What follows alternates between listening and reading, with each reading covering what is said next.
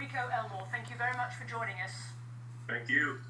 Rico, could you start by telling us why you were there at the Trump event at the Butler Showgrounds? This is the office of the President of the United States of America.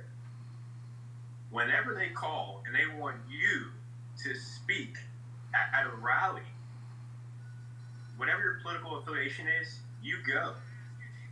Because that is a once-in-a-lifetime chance.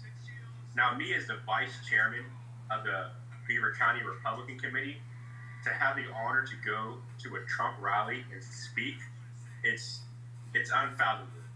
You were seated very close to the front where President Trump was going to speak. What was the atmosphere like before he came on?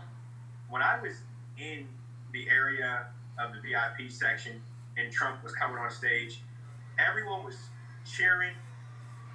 Everyone was so excited. Kids were clapping.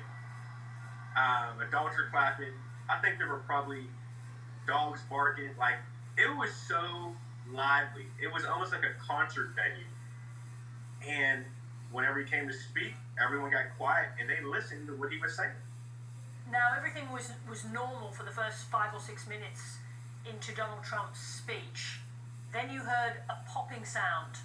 Right after the first sound of the gunshot, everybody had turned and everyone was looking. The president had brushed his ear and he was hit. That's when Secret Service had jumped up on the stage to shield the president. This all happened so fast. There wasn't 10 minutes or a minute, 60 seconds. It was 3 seconds of just every thought process in your mind was happening. What did you hear from the people immediately around you?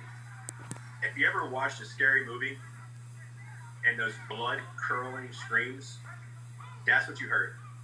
And what did you do next? Adrenaline kicked in, and that's when I turned around and I heard the lady call for a medic, and I grabbed my water bottle, I took my tie off, and I ran and jumped over the barrier.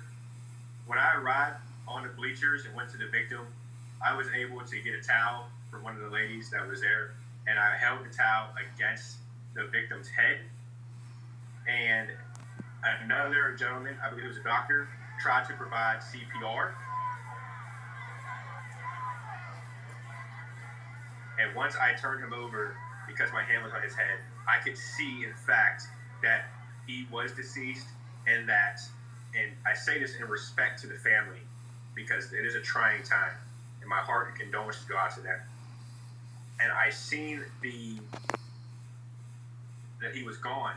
So medical team had arrived, and they carried him out. We put a towel over his head, and we carried him out of the venue.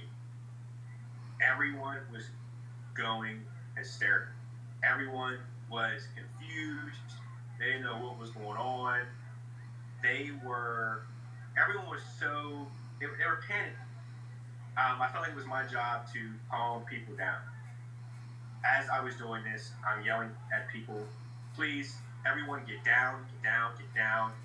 People that were standing, I'm pointing to people, sit down, and I just jumped up and the action said, all right, you guys, let's go, clear this out the way, let's move the barrier here. We're clearing that whole area out. There were kids who were just staring because they were in shock and awe about what happened, what's going on. That I had to pick kids up and carry them down the steps.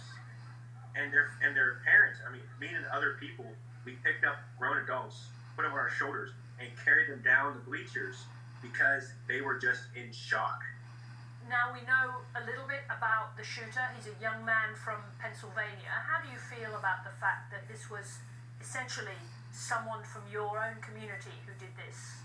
I'm heartbroken for the family.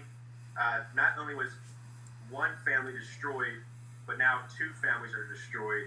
And how many people does that touch outside of the family? Aunts, uncles, brothers, sisters, nephews, cousins, teachers, friends.